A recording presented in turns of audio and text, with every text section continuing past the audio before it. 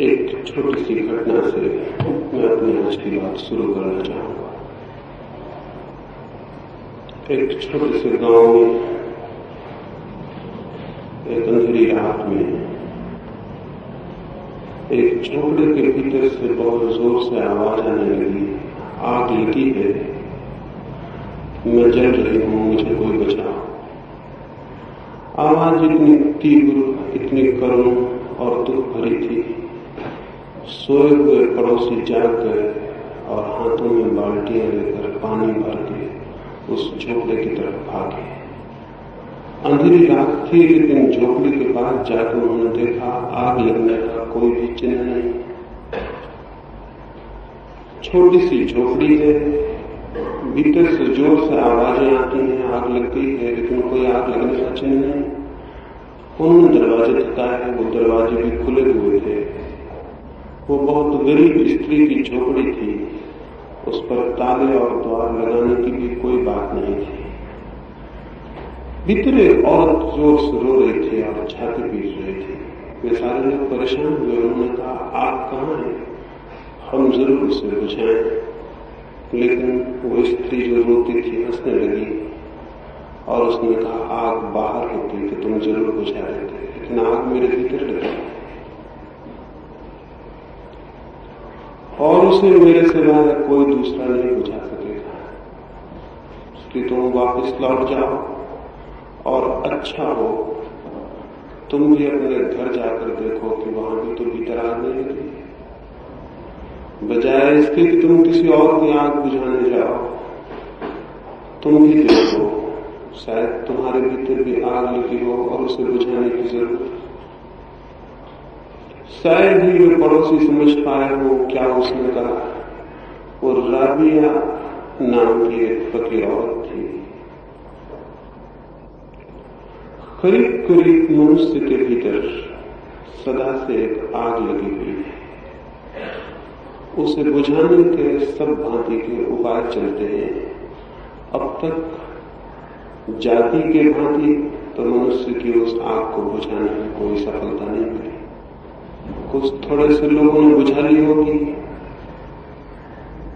लेकिन पूरी मनुष्यता अब भी भीतर एक आग से परेशान और पीड़ित है।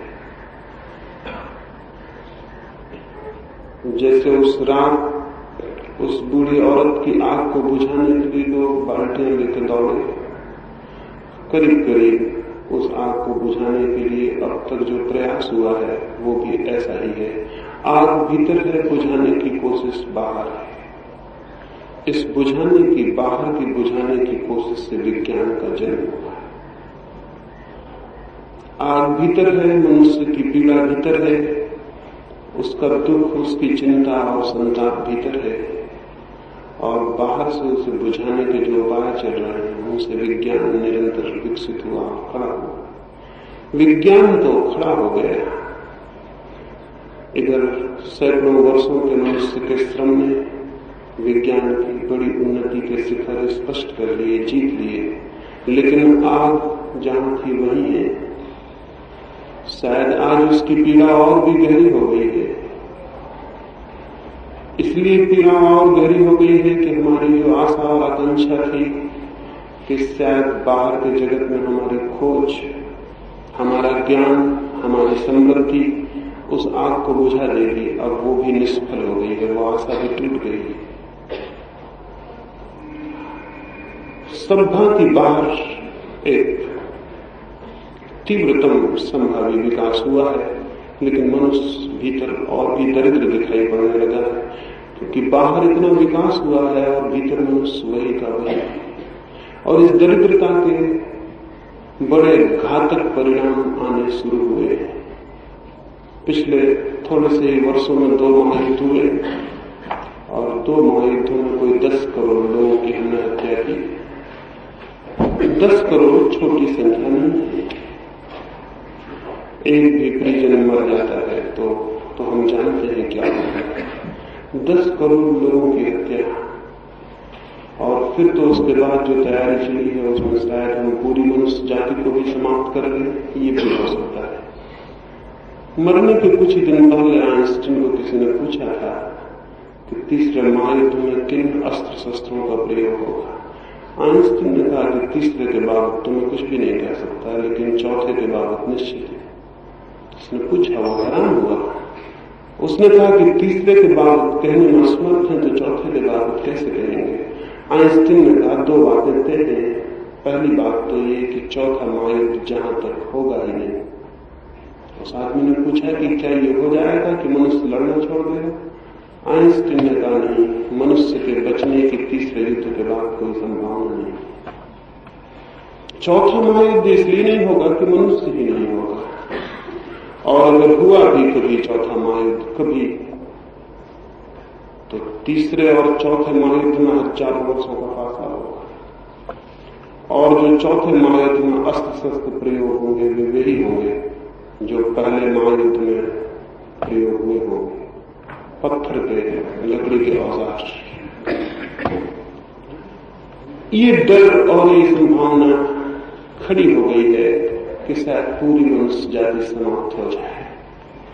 विज्ञान के इतने उत्कर्ष के बाद मनुष्य के भीतर अगर उसकी आत्मा विकसित न हुई हो तो शक्ति अविकसित हाथों में खतरनाक हो जाती है। नादिर शाह हिंदुस्तान की तरफ आता था, तब रास्ते में एक बहुत बड़े ज्ञानी से उसका मिलना हुआ, और उस नादिर ने पूछा उस ज्ञानी को कि मैं सुनता हूं कि दिन में नींद लेना बुरा है, बहुत ज्यादा सोना बुरा है, क्या आप मुझे बता सकेंगे कि बहुत ज्यादा सोना बुरा है या कम सोना अच्छा है? उस वृद्ध ने कहा, ये एक एक आदमी पर अलग अलग निर्भर होगा। तुम जैसे लोगों का बहुत ज्यादा सोना अच्छा है, क्योंकि तुम जागे रहोगे तो कोई न कोई उपद्रव होगा, कोई न कोई परेशानी होगी। बुरे लोग सोए रहे तो अच्छा है। ऐसे ही अज्ञानी मनुष्य के हाथ में शक्ति न आए तो अच्छा है। अज्ञान भीतर हो और शक्ति हाथ में आ जाए तो सिवाय दुर्घटना के और कुछ भी नहीं हो सकता। विज्ञान ने शक्ति दी है, लेकिन मनुष्य के भीतर वो शांति नहीं जो शक्ति का सम्यक उपयोग कर सके। उसके भीतर तो परेशानी बढ़ती चली गई है, और उसकी परेशानी का एक ही परिणाम हो सकता है, और ये आप स्पष्ट रूप से ख्याल में ले लें कि जो आदमी परेशान है, भीतर दुखी है, भीतर चिंतित है, कष्ट में और पीड़ा में है, उस मनुष्य का एक ही सुख होता है, केवल एक ही सुख, और वो ये कि वो दूसरों को भी पीड़ा में डाल दे और कष्ट में डाल दे। जो मनुष्य दुखी है उसका एक ही सुख होता है कि वो दूसरों को ज्यादा से ज्यादा दुख में डाल दे। इसके अतिरिक्त उसकी सुख की और कोई कल्पना नहीं होती। मनुष्य है भीतर दुख में और आग लगी है उसके आत्मा में, तो विज्ञान की शक्ति बड़ी खतरनाक है। इसके द्वारा उसे मौका मिल गया है कि वो दूसरों को कितने भी कष्ट में डाल दे। और इधर हम 50 वर्षों से निरंतर इसी की खोज कर रहे हैं कि हम ज्यादा से ज्यादा दुख, ज्यादा से ज्यादा मृत्यु लाने में कैसे सफल हो सकते हैं। ये हैरानी की बात है। जरूर ही मनुष्य का चित्त कुछ रुग्ण होगा, बीमार होगा, विक्षिप्त होगा, अन्यथा मृत्यु को लाने की इतनी आयोजना और इतना चिंतन नहीं हो सकता था। एक छोटी सी, एक बिल्कुल झूठी कहानी कहूंगा, फिर इस संबंध में कुछ और जो बातें मुझे कहनी है वो मैं आपको कहूं। कहानी मुझे बड़ी प्रीतिकर है, एकदम ही झूठी है, एकदम असत्य है, लेकिन मनुष्य के बाबत शायद उससे सच्ची और कोई बात आज नहीं हो सकती। मैंने सुना है कि ये स्थिति देखकर परमात्मा परेशान हो गया, बहुत परेशान हो गया कि मनुष्य को क्या हुआ जा रहा है और मनुष्य कैसे आत्मघाती प्रयास में संलग्न है, इससे भी उसे चिंता हुई होगी। और उसने 3 बड़े राष्ट्रों को अपने पास बुलाया, इंग्लैंड को, रूस को और अमेरिका को। ये कहानी थोड़ी पुरानी होगी, नहीं तो इंग्लैंड को कौन बुलाता। ये कहानी थोड़ी पुरानी है, उस वक्त इंग्लैंड की एक ताकत रही होगी, तब उसे बुलाया था। और उन तीनों प्रतिनिधियों से कहा कि हम बहुत हैरान हैं, तुम्हारी सारी शक्ति मनुष्य की हत्या की ओर नियोजित हो गई है और डर है इस बात का कि तुम पूरी मनुष्य जाति को समाप्त कर दो, न केवल ये बल्कि हो सकता है पूरे प्राणी जगत को समाप्त कर दो। इस भय से भयभीत होकर मैं खुद ही तुम्हें ये मौका देता हूं और प्रार्थना करता हूं कि तुम एक एक वरदान मांग लो, तुम्हारी जो कामना है वो पूरी हो जाए ताकि जीवन बच सके। तुम क्या चाहते हो आखिर? इस दौड़ के पीछे इरादे क्या हैं? अमेरिका के प्रतिनिधि ने कहा कि हे परमात्मा, हमारी बड़ी कोई आकांक्षा नहीं, बड़ी छोटी आकांक्षा है, पूरी हो जाए तो हम निश्चिंत हो जाएं और ये सब उपद्रव भी बंद हो जाए। ईश्वर ने कहा कहो, तुम कहो, मैं पूरा कर दूं। शायद उसे भी कल्पना नहीं थी कि वो क्या कहेगा। उस प्रतिनिधि ने कहा कि हे पिता, छोटी सी इच्छा पूरी कर दें, दुनिया तो हो लेकिन दुनिया में रूस का कोई निशान न रह जाए, फिर और कोई उपद्रव नहीं, फिर सब शांति हो जाए। एक ही कठिनाई है जिससे जीवन उलझ गया है और वो ये रूस का होना है।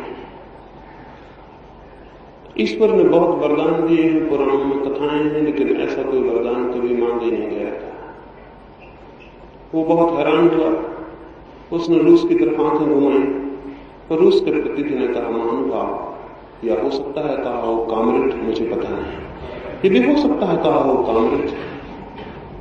कहा महानुभाव, एक तो हमें विश्वास नहीं कि आप हो। कोई वर्ष हुए, कोई 50 वर्ष हुए हमने अपने मंदिरों और मस्जिदों से और गिरजाघरों से आपको निकाल के विदा कर दिया, और अब हमारे देश में आपकी कोई पूजा नहीं होती और कोई दिए नहीं जलाए जाते और कोई फूल नहीं चढ़ाए जाते। हम आपके भ्रम से बहुत दिन हुए मुक्त हो गए, लेकिन फिर भी हम दोबारा आपकी पूजा शुरू कर सकते हैं और स्वीकार कर लेंगे कि आप हो, और स्वीकार कर लेंगे आंख बंद करके जो भी आप कहोगे। लेकिन छोटी सी आकांक्षा हमारी पूरी हो जाए तो प्रमाण बन जाए आपके होने का। हम नक्शा तो चाहते हैं लेकिन अमेरिका के लिए कोई रंग नहीं चाहते उसमें। दुनिया का नक्शा हो, अमेरिका के लिए कोई रंग न रह जाए। ईश्वर ने बहुत घबरा के ब्रिटेन की तरफ देखा। ब्रिटेन के प्रतिनिधि ने जो कहा वो मन में रख लेने जैसा है। उसने कहा कि हे परमपिता, हमारी अपनी कोई आकांक्षा नहीं, इन दोनों की आकांक्षाएं एक साथ पूरी हो जाए तो हमारी आकांक्षा पूरी हो जाए।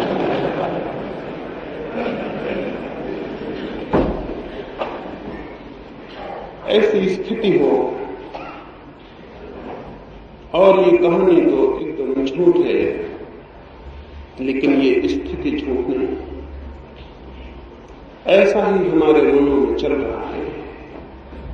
ऐसे ही विनाश को हम उत्सुक हैं, और इसमें कोई ब्रिटेन और अमेरिका और रूसी सम्मिलित हो तो गलती हो जाएगी। हम भी, सारी दुनिया के सभी लोग, चाहे वे कहीं रहते हो दुनिया के किसी कोने में, उन सब की आकांक्षा दूसरों को कष्ट और दुख देने की और मिटा देने की है। राष्ट्रों के तल पर यह चलता है, व्यक्ति के तल पर भी यही चलता है।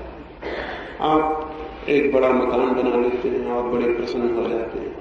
इस ख्याल में न रहे कि बड़े मकान से आपको प्रसन्नता मिल रही है, किन्हीं लोगों के मकान आपने छोटे कर दिए होंगे, उससे प्रसन्नता मिल रही है। और अगर कोई और बड़ा मकान आपके करीब खड़ा हो जाए तो यही बड़ा मकान जिसमें आप हैं आपको दुख देने का कारण हो जाए। जब हम किसी का मकान छोटा कर पाते हैं तो प्रसन्नता मिलती है, और जब हम किसी को पीछे छोड़ पाते हैं तो प्रसन्नता मिलती है, और जब हम जीवन में किसी को लंगड़ा कर देते हैं, पंगु कर देते हैं तो प्रसन्नता मिलती है। दुखी चित्त का एक ही लक्षण है, वो दूसरे को दुख देकर प्रसन्न होता है, और आनंदित चित्त का भी एक ही लक्षण है, वो आनंद को बांट के प्रसन्न होता है। जो हमारे पास है वही तो हम बांटेंगे, वही हम बांट सकते हैं। दुख मनुष्य के भीतर गहरा है और विज्ञान ताकत उसके हाथ में अपरिसीम दे दिया तो खतरा होगा। दुख देने की क्षमता हमारी बढ़ गई और भीतर हम दुखी हैं। मृत्यु को लाने की क्षमता हमारी बढ़ गई और भीतर हम दुखी हैं। जीवन को विनष्ट करने की क्षमता हमारी बढ़ गई और हमारे भीतर कोई आनंद, कोई सौंदर्य, कोई संगीत नहीं। तो परिणाम ये होना स्वाभाविक है। विज्ञान की शक्ति की खोज अपने आप में घातक सिद्ध हो गई, लेकिन मनुष्य का मन कुछ एक्सट्रीम्स में, कुछ अतियों में डोलता है। ऐसे देश और ऐसी संस्कृतियां भी रही जिसे हम खुद, जिन्होंने इसी तरह अतिशय से, इसी तरह एक्सट्रीम पर धर्म की भी खोज की है। और मैं ये निवेदन करना चाहूं, धर्म अकेला भी घातक सिद्ध हो जाता है। कोई ये न सोचे कि विज्ञान अकेला घातक सिद्ध हो जाता है, धर्म अकेला भी घातक सिद्ध हो जाता है। इसलिए धर्म अकेला घातक सिद्ध हो जाता है कि भीतर शांति तो बढ़ती है, लेकिन बाहर अशक्ति, कमजोरी, दीनता और दरिद्रता का राज्य हो जाता है। और अब तक दुनिया में जो भी संस्कृतियां विकसित हुई हैं, उनमें से कोई भी संस्कृति इतनी पूर्ण नहीं रही कि उसने भीतर और बाहर के बीच एक संतुलन और समन्वय खोज लिया। या तो पूर्व के देशों ने धर्म का इस भांति अनुसरण किया कि वे बाहर दरिद्र, दीन और दास हो गए, या पश्चिम के लोगों ने बाहर का इस भांति अनुसरण किया कि वे भीतर एकदम आत्मा को खो उठे हैं। इन दो अतियों पर अभी तक मनुष्य का मन डोला है। और आज भी जो लोग इस संबंध में चिंतन करते हैं, उनमें से अधिक पक्षपाती हैं। उनमें से या तो धर्म के पक्षपाती हैं या विज्ञान के पक्षपाती हैं। मेरा निवेदन है कि मनुष्य के बाबत इस तरह के पक्षपात घातक हैं, और हमें मनुष्य को उसकी समग्रता में, उसकी पूर्णता में देखना और अंगीकार करना चाहिए। मनुष्य न तो केवल शरीर है और न केवल आत्मा। अगर वो शरीर मात्र होता तो विज्ञान पर्याप्त था, अगर वो आत्मा मात्र होता तो धर्म पूरा था। लेकिन मनुष्य दोनों का एक अद्भुत सम्मेलन, दोनों के एक अद्भुत संतुलन, दोनों की एक अद्भुत कीमिया से पैदा हुई इकाई है। इसलिए उसका जीवन और उसकी संस्कृति और उसकी सभ्यता यदि किसी एक को चुनाव करेगी तो भटक जाएगी। अब तक मनुष्य जाति की सभी सभ्यताएं भटकी हुई सभ्यताएं रही, वे सभी एक कांगे। एक छोटी सी कहानी मुझे स्मरण आती। रोम में एक बादशाह बीमार पड़ा। वो बहुत बीमार था, बहुत वर्ष उसकी चिकित्सा हुई, दूर दूर से वैद्य बुलाए गए, चिकित्सक बुलाए गए, लेकिन वो ठीक नहीं हो सका। कुछ बीमारी ही पकड़ में न आई, बीमारी ही समझ में नहीं आई। फिर तो चिकित्सकों ने कहा कि इसका बचना असंभव है, दिन दो दिन की बात है और ये समाप्त हो जाएगा। उसकी आंखें भी खुलनी बंद हो गई, उसकी श्वास भी डूबने लगी, वो करीब करीब बिस्तर पर अधमृत होकर पड़ रहा। लेकिन तभी एक वजीर ने आकर खबर दी कि चिंतित न हो और निराश न हो। एक फकीर गांव में आया है और उस फकीर के बाबत लोगों का ख्याल है कि वो तो मुर्दे को भी जिला दे, तो अभी तो आप जिंदा हैं, मरने से तो कम से कम बचा ही सकता है। राजा ने आंखें खोली, उसने कहा जल्दी करो, देर न करो, क्योंकि श्वास का कोई भरोसा नहीं कि जो बाहर जाती है वो भीतर लौटे या न लौटे। वे भागे हुए उस फकीर को लेकर आए। उस फकीर ने कहा ये तो कोई बड़ी बीमारी ही नहीं है, और इसलिए चिकित्सक असफल रहे, क्योंकि बीमारी थी ही नहीं, तो वो बीमारी खोज कैसे पाते। और उन्होंने जो दवाएं दी हैं, उन दवाओं ने इस आदमी को मरने के करीब पहुंचा दिया है, बीमारी ने नहीं। इसका तो बड़ा सीधा सा इलाज है। राजा जो कि महीनों से पड़ा था उठ के बैठ गया और उसने कहा कौन सा इलाज? उस फकीर ने कहा बड़ा सीधा और सरल, इस बड़ी राजधानी में जाओ और किसी ऐसे आदमी के वस्त्र ले आओ जो सुखी भी हो और समृद्ध भी, और उसके वस्त्र से पहना जाए, बस ये रात बीतते बीतते स्वस्थ हो जाए।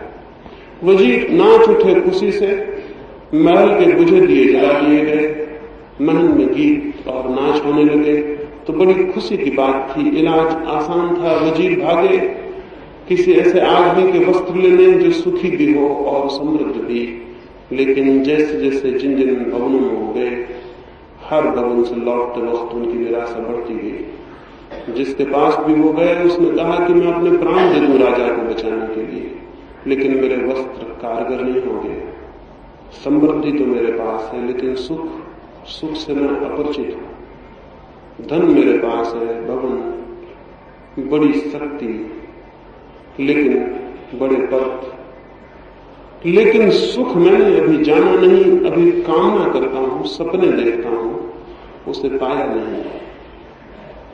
हर भवन से लौटते वक्त वे निराश होते गए। धीरे धीरे सांझ हो गई, सूरज ढलने लगा और वे वजीर इकट्ठे हुए और उन्होंने कहा कि राजा का बचाना तो मुश्किल मालूम पड़ता है, हम तो भ्रम में थे। उनके साथ जो नौकर दौड़ रहा था दिन भर, उसने कहा ये तो मैं उसी वक्त समझ गया था कि ये नहीं हो सकेगा, क्योंकि जब राजा के वजीर ही किसी और के कपड़े लेने जा रहे थे तभी मुझे शक हो गया, क्योंकि अगर ये होने वाला होता तो राजा के वजीर ही अपने कपड़े दे देते। तुम जब दूसरों से कपड़े मांगने गए तभी मुझे शक हो गया था कि ये इलाज होगा नहीं, राजा मरे, किस मुंह से राजा के पास जाए। तो सोचा अंधेरा हो जाए, सूरज ढल जाए तो चले। सूरज ढले, वे राजमहल की तरफ चले। राजमहल के पीछे ही नदी बहती थी और वहीं उन्होंने बांसुरी की आवाज सुनी। दूर नदी के उस पार कोई पत्थर पर बैठ के बांसुरी बजाता था। उसके स्वर में कुछ ऐसा जादू, कुछ ऐसा आनंद था, कुछ ऐसे सुख की गंध थी। उन्होंने सोचा अंतिम प्रयास और करें, हो सकता है यह आदमी सुखी हो। इसके स्वर इतने आनंद से भरे थे, इतने प्रेम से, इतनी खुशी से। वे गए और अंधेरे में जाकर उस आदमी के हाथ जोड़ के खड़े हो गए और उन्होंने कहा हमारा सम्राट मृत्यु के करीब है और हम एक ऐसे आदमी की खोज में है जो सुखी हो, उसके वस्त्रों से हमारा राजा ठीक हो जाए, क्या तुम अपने वस्त्र देने की कृपा करोगे? वो आदमी हंसने लगा। उसने कहा सुखी तो मैं हूं, लेकिन अंधेरे में आपको दिखाई नहीं पड़ रहा, मैं नग्न बैठा हूं, मेरे पास वस्त्र नहीं है। फिर वो राजा मर गया, क्योंकि कुछ लोग मिले जो समृद्ध थे लेकिन सुखी नहीं थे, और एक आदमी मिला जो सुखी था लेकिन समृद्ध नहीं था, और वो राजा मर गया। और मनुष्य भी इसी तरह की बीमारी से पीड़ित है और करीब करीब मरने के करीब खड़ा है, और अभी तक कोई ऐसे वस्त्र नहीं मिल पा रहे हैं जो सुखी और समृद्धि दोनों को अपने भीतर समेटते हो। या तो आंतरिक शांति की खोज होती है, तब बाहर सब दरिद्र और दीनहीन हो जाता है, जैसा इस देश में हुआ, पूर्व के और देशों में हुआ। और या फिर समृद्धि की खोज होती है और सुख क्षीण हो जाता है, सुख के सब तंत्र टूट जाते हैं। ये इसलिए हुआ है कि हमने बाहर और भीतर को विरोध की तरह देखा। ये इसलिए हुआ है कि हमने शरीर और आत्मा को शत्रु की तरह देखा। ये इसलिए हुआ है कि हमने सुख की खोज को एक अखंड खोज नहीं जाना, और मनुष्य के जीवन की खोज को हमने खंड खंड टुकड़ों में करके देखा। हमने मनुष्य की अखंड और पूरी इकाई को आज तक स्वीकार नहीं किया है। जो लोग मनुष्य को शरीर मान के स्वीकार करते हैं वे उसकी आत्मा को इनकार कर देते हैं, और जो लोग उसकी आत्मा की बातें करते हैं वे शरीर के जाने अनजाने शत्रु हो जाते हैं। एक ऐसी संस्कृति चाहिए जो मनुष्य के अंतर और बाह्य के बीच सेतु बने, उन दोनों को जोड़ सके। वस्तुतः वे दोनों जुड़े हैं। तो न तो कोई धार्मिक संस्कृति चाहिए, क्योंकि वो भी एक पक्ष है और एक अति, और न कोई एक वैज्ञानिक संस्कृति चाहिए, क्योंकि वो भी एक दूसरी अति पर भूल है। एक ऐसी संस्कृति चाहिए जो मनुष्य की अखंड प्रकृति को स्वीकार करे और उस अखंड प्रकृति को आनंद की दिशा में गतिमान कर सके। स्मरण रहे, मनुष्य की आत्मा की कोई भी खोज शरीर के आधार के बिना संभव नहीं। संत फ्रांसिस जब मर रहा था, उसने सारे लोगों से विदा ली और अंत में वो हाथ जोड़ के खड़ा हुआ। तो लोगों ने सोचा शायद वो परमात्मा को धन्यवाद देगा, लेकिन उसने क्या कहा?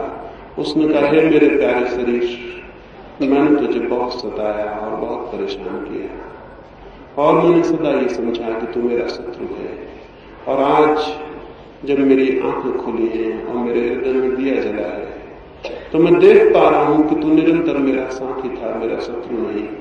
और तूने हर सुख दुख में मेरे साथ दिया, और मैंने तुझे सताया हो और परेशान किया हो, तू भी तो मेरा साथी था। और जिस आत्मा को मैं समझ पाया वो तेरी सीढ़ी पे चढ़े बिना उसे जानना असंभव था। इसलिए मैं तुझे धन्यवाद देता हूँ और क्षमा मांगता हूँ उन भूलों की जो मैंने तेरे साथ की होंगी। जो लोग भी मनुष्य के व्यक्तित्व को ठीक से देखेंगे उन्हें दिखाई पड़ेगा शरीर और आत्मा सीढ़ी और लक्ष्य की भांति काम करते हैं, और जो लोग भी मनुष्य के जीवन को गौर से देखेंगे उन्हें दिखाई पड़ेगा विज्ञान और धर्म साधन और साथी की तरह काम करते हैं। विज्ञान अकेला रह जाए तो खतरा हो जाता है, अकेली सीढ़ी रह जाती है, रास्ता रह जाता है, पहुंचने को कोई जगह नहीं रह जाती। और अकेला धर्म रह जाए तो पहुंचने की जगह तो रह जाती है, लेकिन पहुंचने वाले सब मार्ग टूट जाते हैं और तब जीवन पंगु होता है। जीवन अब तक पंगु रहा है। एक दिशा है जिसे हम बाहर की दिशा कहें, वहां विज्ञान ने पदार्थ को खोजा, उसके रहस्य को खोजा। एक और दिशा है जिसे हम भीतर की दिशा कहें, वहां धर्म ने कुछ सत्य खोजे। लेकिन विज्ञान के सत्य ज्यादा प्रभावी हो सके क्योंकि विज्ञान एक सार्वजनिक सत्य है और धर्म के सत्य उतने प्रभावी नहीं हो सके क्योंकि धर्म से अर्थ हिंदू, मुसलमान, ईसाई, जैन और बौद्धों से है। धर्म आज भी आपस में टूटा हुआ, आपस में विरोध में, आपस में टुकड़े टुकड़ों में, विरोधी टुकड़ों में बटा है। इसलिए धर्म की वो प्रभावना नहीं हो सकी जो विज्ञान की हो सकी। विज्ञान एक अखंड सत्य की तरह खड़ा हुआ, पूर्व और पश्चिम के फासले गिर गए, संप्रदायों के फासले गिर गए, छोटे छोटे प्रादेशिक घेरे गिर गए, एक एक कबीले की अपनी मान्यताएं गिर गई और सारी मनुष्यता का विज्ञान खड़ा हो सका। अभी सारी मनुष्यता का धर्म खड़ा नहीं हो सका है। इसलिए धर्म तो हार रहा है रोज। इसलिए नहीं कि धर्म कम ताकत की चीज है, बल्कि इसलिए कि धर्म का खेमा आपस में बटा हुआ है और आपस में लड़ रहा है। और ये हिंदू और मुसलमान और ईसाई और जैन और बौद्ध जब आपस में लड़ते हैं तो स्वभावतः इनकी शक्ति तो आपस में लड़ने में समाप्त हो जाती है और अधर्म की शक्तियां अपने आप बड़ी हो उठती हैं। विज्ञान के ऊपर कसूर नहीं है, कसूर है तो धार्मिक लोगों के ऊपर ही है। इस समय जिसका चित्त भी थोड़ा धार्मिक है उसके सामने पहली जो बात उठेगी वो ये कि अगर वो ठीक ठीक अर्थों में रिलीजियस है, धार्मिक है, तो वो हिंदू और मुसलमान होने से मुक्त हो जाए। क्योंकि दुनिया में इन नामों के कारण ही धर्म का जन्म नहीं हो पा रहा। कोई 300